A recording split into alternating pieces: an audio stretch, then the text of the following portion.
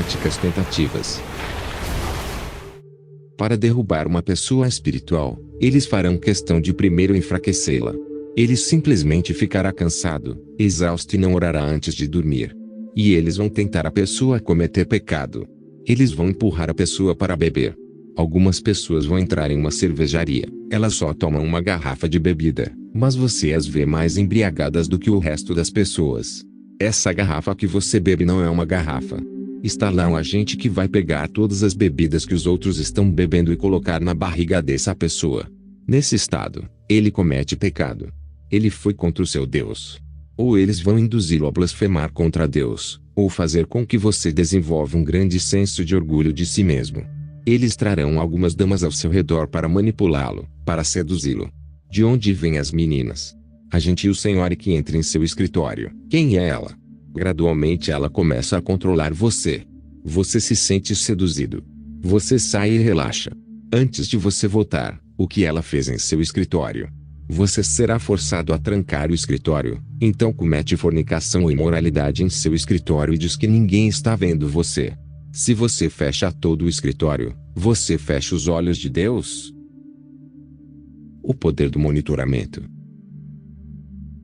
Algum tempo depois, finalizei meu irmão. Eles perguntaram por ele. Foi através de um acidente de viação também, uma moto. Eles ordenaram que outro carro batesse em nós dois. Eu sobrevivi. Eles me encontraram na outra estrada na sarjeta com ferimentos leves. Ele morreu. Fui promovido novamente. Recebi o poder de monitorar porque meu irmão era a pessoa mais próxima de mim. Uma coisa é que suas emoções morrerão. Você não tem nenhuma emoção. Eu não tinha nenhuma emoção por nenhum ser humano. Eu não tinha tempo para seres humanos. Não foi apenas meu irmão que morreu naquele acidente, mas o que vai coroar você é se for o seu próprio sangue. Com poder de monitoramento, quando alguém estiver vindo em sua direção, você saberá se é um ser humano ou um espírito. Você verá. Símbolos satânicos. Todo reino tem seu próprio símbolo. Feiticeiros são diferentes de bruxas. E há algumas pessoas que estão sob a possessão da bruxa. A feitiçaria as atormenta, mas elas não estão possuídas. Aquele que é uma bruxa, ele terá seu símbolo. Será como uma roupa para ele ou ela.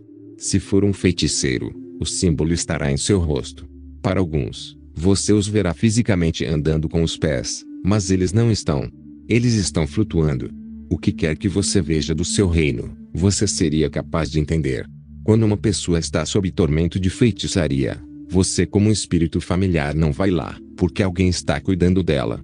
Você terá como alvo aqueles que são cristãos fortes. O indicador de fogo. Para os cristãos, há uma chama de fogo que os envolve. Tal pessoa, você não pode prejudicá-la espiritualmente. Eles estarão apenas tentando.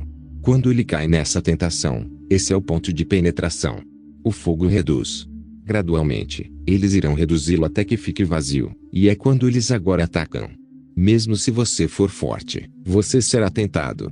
Mas você cede. Como você cede a essa tentação? É a sua submissão que importa. Todos serão tentados.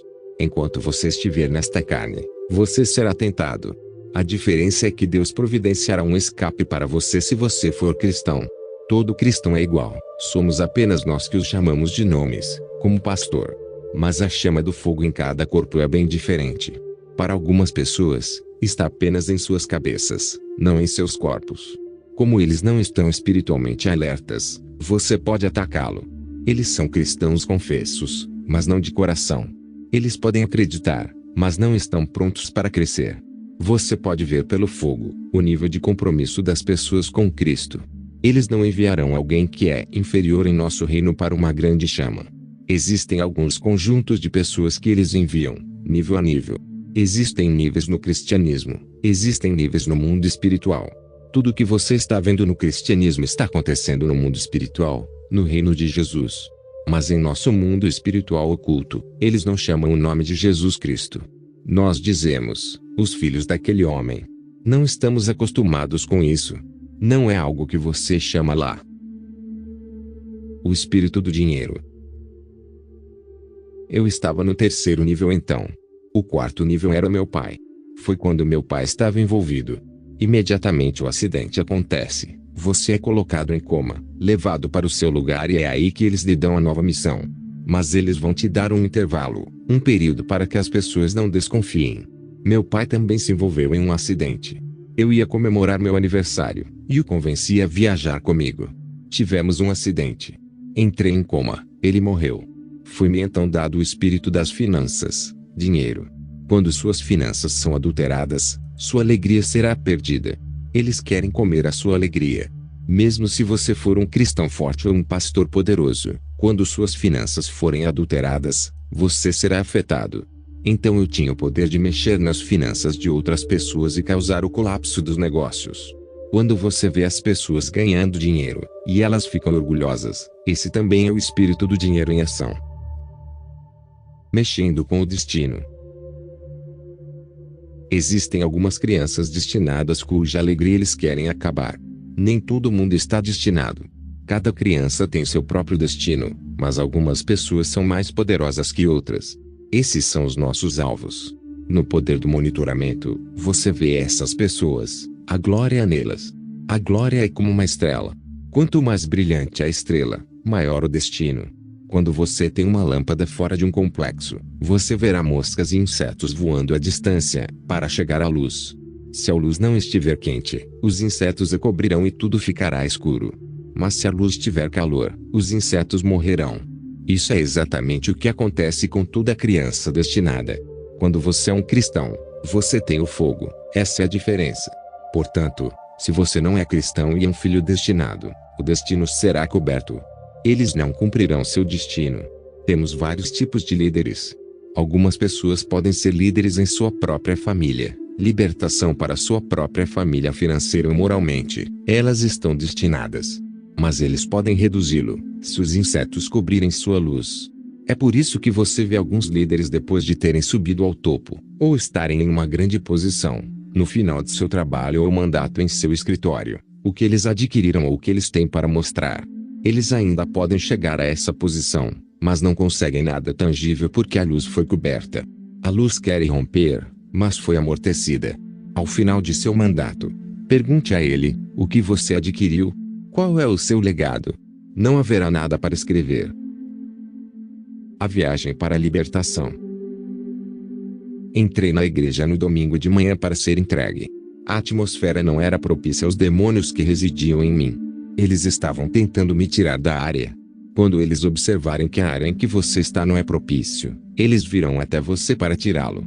Foi uma batalha. Lutei contra os recepcionistas naquele dia. Eu queria sair, mas eles não me permitiram. Então eu disse a eles que queria ir ao banheiro. Quando saí e subi os degraus, a atmosfera do lado de fora da igreja também não era propícia aos meus demônios interiores. Havia uma batalha espiritual acontecendo. Voltei para a igreja. Não está disposto a ceder. Quando eles começaram a adorar, foi como um sino alto tocando em meus ouvidos. No processo, o pastor saiu. Ele profetizou: havia um homem forte aqui no meio de nós. Eu sabia que ele me viu. Antes de começar a oração, ele disse que havia alguns espíritos relutantes, pessoas que não estavam dispostas a ceder, que deveríamos antes de tudo orar por essas pessoas.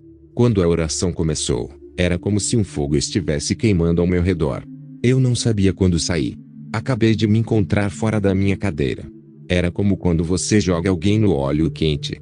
Mais tarde, me vi dando uma cambalhota, e o espírito me deixou. Eu realmente senti que saiu. O pastor orou pelo Senhor Jude e o desconectou dos poderes das trevas depois. Tudo voltou ao normal. Eu podia ver as coisas normalmente. Minhas emoções voltaram e comecei a me arrepender. Eu me senti como um ser humano. Comecei a sentir pena das pessoas que haviam morrido. Comecei a raciocinar que realmente cometi pecado contra a humanidade e contra Deus. Conselho aos cristãos. Quando você quiser servir a Deus, sirva em verdade e em espírito.